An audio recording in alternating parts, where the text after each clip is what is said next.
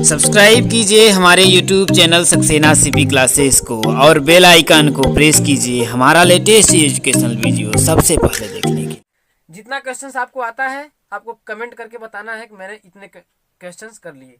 यदि आप जितने मैं क्वेश्चन करवा रहा हूँ सब में से अगर कर लेंगे तो लगभग आपका 15 नंबर फिक्स मैं गारंटी के साथ देता हूँ। पहला क्वेश्चन आता है आपका, 20वीं शताब्दी को बालक की शताब्दी कहा जाता है। यह कथन किसका था? क्या है? 20वीं शताब्दी को बालक की शताब्दी कहा जाता है। यह कथन किसका है? तो दोस्तों यह कथन था आपका क्रो एवं क्रो का। किसका था? क्रो एवं क्रो का। दूसरा क्वेश्चन है, बाल व्यवहार में परिवर्तन किसके द्वारा किया जाता है? बाल व्यवहार में अगर आप परिवर्तन करना चाहते हैं तो किसके द्वारा करेंगे? तो दोस्तों प्रेरणा के द्वारा। बच्चे को अगर प्रेरणा देंगे तो उसके बाल व्यवहार में परिवर्तन किया जा सकता है। तीसरा क्वेश्चन है, निम्न में से किसको बालक की प्रथम पाठशाला कहा गया? निम्न में से किसको बालक की प्रथम पाठशाला किसको कहा जाता है? तो दोस्तों वातावरण को तो कहा नहीं जाता है, विद्यालय तो होगा नहीं, समाज तो होगा नहीं। पहला क्या होता है हमारा? परिवार आता है। क्या आता है? परिवार। क्योंकि बच्चा परिवार में ही क्या करता है? पलता और बढ़ता है, इसलिए क्या है? परिवार है। अगला क्वेश्चन बनता है, विकास के परिणाम स्वरूप व्यक्ति में व्यक्ति की नवीन विशेषताएं एवं नवीन योग्यताएं प्रफुटित होती हैं। यह कथन किसका है? विकास के परिणाम स्वरूप व्यक्ति में व्यक्ति की नवीन विशेषताएं एवं नवीन योग्यताएं प्रफुटित होती हैं। यह कथन किसका है? दोस्तों यह कथन था आपका हरलाक का। कथन था आपका हरलाक का।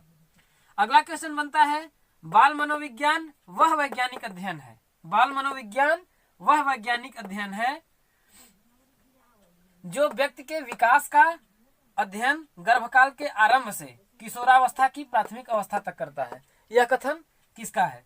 तो दोस्तों यह कथन जो है क्रो एवं क्रो का है। किसका है? क्रो एवं क्रो का। अगला क्वेश्चन बनता है, बाल मनोविज्ञान की वह शाखा है जिसमें जन्म से परिपक्वावस्था तक विकसित हो रहे मनुष्य का अध्ययन किया जाता है। इसमें देखिए अध्ययन के आरंभ में किशोरावस्था की प्राथमिक अवस्था किया जाता था, लेकिन यह है बाल मनोविज्ञान की वह शाखा है जिसमें जन्म से परिपक्वावस्था तक विकसित हो रहे मनुष्य का अध्ययन किया जाता है। यह कथन है। यह कथन दोस्तों आपका ड्रेवर का था। किसका था? ड्रेवर का।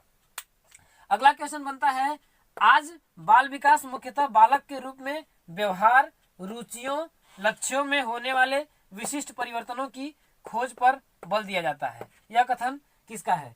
यह कथन था आपके हरलाक जी का। किसका था? हरलाक जी का था। अगला क्वेश्चन बनता है, विभिन्न तथ्यों के बीच किसी एक ही तथ्य पर मन को एकाग्र किए रहना कहलाता है। तो दोस्तों किसी भी एक चीज पर अगर यदि हम क्या कर रहे हैं, अपने मन को फोकस कर रहे हैं तो हम क्या कर रहे हैं? ध्यान लगा रहे हैं। तो इसलिए इसमें क्या होगा? ध्यान लगाना। क्या होगा? ध्यान लगाना। अगला क्वेश्चन बनता है, पदों के योग में पदों की संख्या से भाग देने पर जो प्राप्त होता है वह कहलाता है। तो दोस्तों पदों के योग में अगर यदि पदों की संख्या को अगर भाग देंगे तो वो क्या होता है? आपका माध्य निकलता है। क्या मिलता है? माध्य। तो ये हो जाएगा आपका क्वेश्चन नंबर डी। अगला क्वेश्चन है, वाटसन ने प्राथमिक संवेगों के सिद्धांत के अंतर्गत शिशुओं के भीतर जन्म से ही विद्यमान कितने संवेगों को बताया? तो जन्म से ही विद्वान उन्होंने कितने संवेगों को बताया था दोस्तों? तो 3 संवेगों को बताया था। कितने? 3 संवेगों। उसमें क्या था? भय था, क्रोध था, प्रेम था। क्या था? भय, क्रोध और प्रेम। 11वां आपका बनता है, व्यक्ति में विद्यमान वह शक्ति जिसके कारण वह किसी कार्य को करने अथवा न करने के लिए बाध्य हो जाता है कहलाता है। वो क्या कहलाता है आपका? वो कहलाती है आपकी अभिप्रेरणा। क्या कहलाती है? अभिप्रेरणा। 12वां क्वेश्चन है, जन्म के समय शिशु के भीतर कितने संवेग पाए जाते हैं? जन्म के समय शिशु के भीतर कितने संवेग पाए जाते हैं? तो दोस्तों जन्म के समय शिशु के भीतर कितने पाते हैं? 3 संवेग पाए जाते हैं। देखिए जैसे वाटसन ने प्राथमिक संवेगों के सिद्धांत के अंतर्गत शिशुओं के भीतर जन्म से ही विद्यमान कितने संवेगों को बताया था? उन्हें 3 बताया, भय, क्रोध एवं प्रेम। तो यही है कि जन्म के समय शिशु के भीतर कितने संवेग पाए जाते हैं। ऐसा क्वेश्चन बनता है तो कितने होंगे? 3। अगला क्वेश्चन आपका बनता है कि प्रेरणा सामान्य क्रियाकलापों का प्रभाव है जो व्यक्ति के प्रभाव एवं एक उचित मार्ग पर हो जाती है। ये कथन किसका है? तो दोस्तों ये जो कथन था आपका गुड का था। किसका था? गुड का। अगला क्वेश्चन बनता है कि वंशानुक्रम व्यक्ति की जन्मजात विशेषताओं का पूर्ण योग है। ये किसका कथन था? ये था आपका वी.एन. यंग का। ये किसका था? वी.एन. यंग का। मैकडूगल ने अनेक अध्ययन किस पर किए? तो दोस्तों मैकडूगल ने जितने भी अध्ययन किए थे, अनेक अध्ययन किए थे, वो किए थे मटरों पर। किस पर किया था? मटरों पर। अगला क्वेश्चन बनता है आपका एक ऐसी मानसिक प्रक्रिया जिसमें बालक या व्यक्ति किसी नए परिस्थिति का सामना करने अथवा किसी समस्या का समाधान करने में अपने पूर्व अनुभव का प्रयोग करता है, वो कहलाता है। तो जब वो अपने पूर्व अनुभव का अगर प्राप्त करता है तो देखिए क्या करता है वो, जब पूर्व अपने अनुभव का करेगा तो पहले आदमी में क्या करेगा? सोचेगा, दिमाग में चिंतन करेगा। इसका क्या हो जाएगा? आपका चिंतन हो जाएगा। क्या हो जाएगा? चिंतन हो जाएगा। अगला क्वेश्चन बनता है कि वह मानवीय योग्यता जिसके द्वारा व्यक्ति किसी नवीन रचना या विचार को प्रस्तुत करता है, वो कहलाता है। तो दोस्तों किसी नवीन या रचना को अपने विचार के द्वारा प्रस्तुत करना क्या कहलाता है? सृजनात्मकता। क्या कहलाती है? आपकी सृजनात्मकता कहलाती है। अगला क्वेश्चन, कोहलर ने अपने सीखने के सिद्धांत का प्रतिपादन किसके ऊपर प्रयोग करते हुए किया था? तो दोस्तों कोहलर ने किस चीज पे किया था? कोहलर ने आपका वन मानुष पे किया था। किस पे किया था? कोहलर ने वन मानुष पे किया था। और थार्नडाइक ने किस में किया था? उन्होंने बिल्ली पर किया था। अभ्यास और अनुभव के द्वारा व्यवहार में होने वाला परिवर्तन कहलाता है। तो दोस्तों अभ्यास और अनुभव के द्वारा व्यवहार में होने वाला जो परिवर्तन होता है उसको हम लोग बोलते हैं अधिगम। क्या बोलते हैं? अधिगम। तो आपका कौन सा हो जाएगा? ऑप्शन नंबर बी हो जाएगा, अधिगम। अगला क्वेश्चन बनता है किसी विषय कार्य अथवा परिस्थिति में अर्जित ज्ञान द्वारा अन्य किसी कार्य, विषय अथवा परिस्थिति में लाभ प्राप्त होना कहलाता है। तो दोस्तों जब लाभ प्राप्त होना होता है ये कहलाता है अधिगम अंतरण। क्या कहलाता है आपका? अधिगम अंतरण। इसमें क्या होता है? अधिगम अंतरण। अगला क्वेश्चन बनता है ऐसी मानसिक प्रक्रिया जिसमें व्यक्ति पूर्व में धारण याद किए गए सामग्री को पुनः स्मरण करने में असमर्थ हो जाता है। देखिए कोई भी चीज आदमी पुनः स्मरण करने में यदि असमर्थ हो जाए, देखिए स्मरण का उल्टा क्या हो जाएगा? विस्मरण। तो इसमें क्या हो जाएगा? इसमें आपका कौन सा हो जाएगा? समन दमन। ये हो जाएगा ऑप्शन नंबर सी। क्या हो जाएगा आपका? विस्मरण। अगला क्वेश्चन और लास्ट क्वेश्चन है बाल विकास के अंतर्गत शैशवावस्था की आयु होती है। तो दोस्तों बाल विकास के अंतर्गत शैशवावस्था की जो आयु होती है वो होती है आपका जन्म से लेकर के 5 वर्ष तक। कहाँ तक होती है? जन्म से लेकर के 5 वर्ष तक। इसमें आपका ऑप्शन नंबर हो जाएगा ऑप्शन नंबर बी। तो दोस्तों ये हो गया, हमने जितना इसमें है कंप्लीट करवा दिया है। दोस्तों पहला क्वेश्चन मेरा ये बनता है कि यह पूछना निरर्थक है कि व्यक्ति के विकास के लिए वंशानुक्रम तथा वातावरण में से कौन से अधिक महत्वपूर्ण है? दोनों में से प्रत्येक पूर्ण रूप से अनिवार्य है। यह कथन दोस्तों किसका है? तो दोस्तों यह जो कथन था आपका क्रो एवं क्रो का था। किसका था? क्रो एवं क्रो का था। दूसरा है हमारा परिपक्वता पर किसका प्रभाव पड़ता है? दोस्तों परिपक्वता पर किसका प्रभाव पड़ता है? तो परिपक्वता पर आपका वातावरण का सबसे ज्यादा प्रभाव पड़ता है। किसका पड़ता है? वातावरण का प्रभाव पड़ता है। तीसरा है बाल मनोविज्ञान बच्चों के विकास का अध्ययन करता है। यह कब से करता है? तो दोस्तों जो बाल मनोविज्ञान है वो बच्चों के विकास का जन्म से परिपक्वता किशोरावस्था तक क्या करता है? अध्ययन करता है। चौथा आपका क्वेश्चन बनता है कि सफल शिक्षक वही है जो बच्चों के विषय में, देखिए सफल शिक्षक वही है जो बच्चों के विषय में क्या करता है? पूरी जानकारी रखता है, संपूर्ण जानकारी रखता है। अगला क्वेश्चन बनता है आपका कि बाल्यकालीन शिक्षा की जानकारी मिलती है।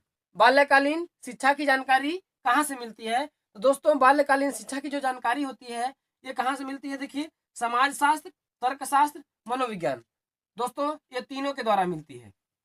अगला क्वेश्चन पूछता है कि बाल विकास की अवस्थाएं होती हैं। तो दोस्तों बाल विकास की 3 अवस्थाएं होती है। कौन कौन सी? बाल विकास कितनी अवस्थाएं होती है? 3 अवस्थाएं होती है। और अगला क्वेश्चन पूछता है किशोरावस्था। किशोरावस्था की उम्र कब से कब होती है? तो दोस्तों किशोरावस्था की जो उम्र मानी जाती है जिसमें टीन लगा होता है, देखिए क्या होता है, जैसे देखिए 13 टीन, जिसमें टीन लगा होता है वो क्या होती है? किशोरावस्था की आयु मानी जाती है। तो इसमें से क्या हो जाएगा, कौन सा आपका हो जाएगा? ये हो जाएगा बी वाला, 11 से 18 वर्ष। अगला क्वेश्चन आपका बनता है कि बुद्धि के आधार पर प्रतिभावान प्रकार के बच्चे होते हैं। बुद्धि के आधार पर प्रतिभावान प्रकार के बच्चे होते हैं। तो दोस्तों बुद्धि के आधार पर जो प्रतिभावान प्रकार के बच्चे होते हैं वो होते हैं आपके तीव्र बुद्धि। कैसे होते हैं आपके? तीव्र बुद्धि। अगला क्वेश्चन बनता है कि प्रतिभाशाली शब्द का प्रयोग उन 1% बालकों के लिए किया जाता है।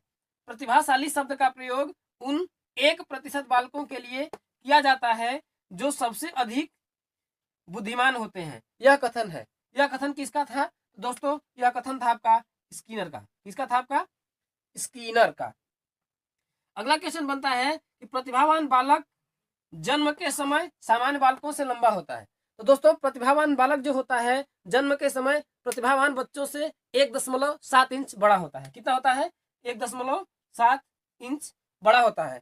और इसकी खासियत यह है कि प्रतिभावान अगर बालक होगा तो 13 महीने में क्या होता है? चलने भी लगता है। ये भी ध्यान रखिएगा।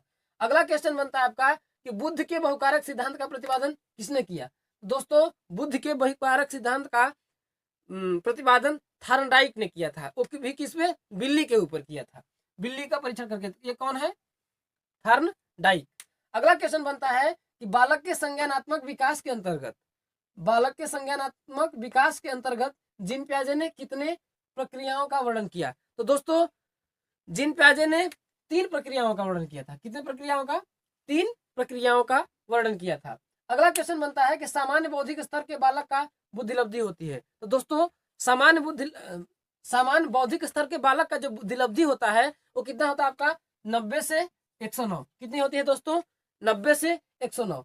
और इससे ऊपर जो होता है उसे थोड़ा तेज होते हैं। 14वां क्वेश्चन आपका बनता है व्यक्तित्व परीक्षण के लिए प्रयुक्त होने वाले टीएटी परीक्षण का निर्माण किसने किया? तो दोस्तों टीएटी परीक्षण का जो निर्माण किया था वो किसने किया था आपका? मरे एवं मार्गन ने। किसने किया था? मरे एवं मार्गन ने। अगला क्वेश्चन बनता है बालक के केंद्रक में सामान्यतः कितने गुणसूत्र होते हैं? तो दोस्तों बालकों के केंद्रक में जो समानता गुणसूत्र होते हैं वो कितने होते हैं आपके? 46 जोड़े। कितने होते हैं? 46। अगला क्वेश्चन बनता है कि निम्न में से कौन सा चिंतन में प्रयुक्त होने वाली सामग्री के अंतर्गत नहीं आता? तो दोस्तों चिंतन करने के बाद आदमी क्या करेगा? सोचेगा। इसमें से क्या होगा आप ही बताइए? प्रत्यय तो होगा, वो करता ही है। प्रतिमा किसी जगह बनाता ही है, संवेदना करता ही है, लेकिन दोस्तों पदार्थ नहीं होगा। क्या होगा? पदार्थ नहीं होगा। पदार्थ क्या है? कोई एक क्या है? वस्तु है, इसलिए पदार्थ इसमें नहीं आता है। 17वां क्या है? निम्न में से कौन सा परीक्षण बुद्धि का मापन करता है? दोस्तों निम्न में से कौन सा परीक्षण बुद्धि का मापन करता है? तो बुद्धि का मापन करता है भाटिया बैटरी। कौन करता है दोस्तों? बुद्धि का मापन जो करता है भाटिया बैटरी के द्वारा बुद्धि का मापन किया जाता है। अगला क्वेश्चन बनता है कि बुद्ध के समूह कारक सिद्धांत का प्रतिपादन किया। दोस्तों बुद्ध के समूह कारक सिद्धांत का प्रतिपादन जो किया था वो उन्होंने किया था थर्स्टन ने। किसने किया था? थर्स्टन ने। ये हो जाएगा आपका क्वेश्चन नंबर सी। 19 बाल विकास का विभाजन कितनी अवस्थाओं में किया जाता है? तो दोस्तों बाल विकास का जो विभाजन किया जाता है वो कितनी अवस्थाओं में किया जाता है? 3 अवस्थाओं में किया जाता है। ऑप्शन नंबर हो जाएगा आपका सी। अगला क्वेश्चन बनता है कि बालकों को पूर्वजों से प्राप्त गुण को कहा जाता है। बालकों से प्राप्त पूर्वजों के गुण को कहा जाता है। दोस्तों बालकों से प्राप्त पूर्वजों के गुण को अनुवांशिकता कहते हैं। क्या कहते हैं? अनुवांशिकता कहते हैं। तो दोस्तों ये हमारा हो गया खत्म। फिर मिलते हैं हम अगले वीडियो में। दोस्तों यदि आप लोगों को मेरा वीडियो पसंद आया है तो दोस्तों एक तो लाइक बनती ही है। यदि आप हमारे चैनल पर नए हैं तो चैनल को सब्सक्राइब कर लीजिए। फिर मिलते हैं अगले वीडियो में। इसी प्रकार से अपना ख्याल रखते रहिए, ध्यान से रहिए, मस्त रहिए। फिर मिलते हैं अगले वीडियो में। Bye bye, take care.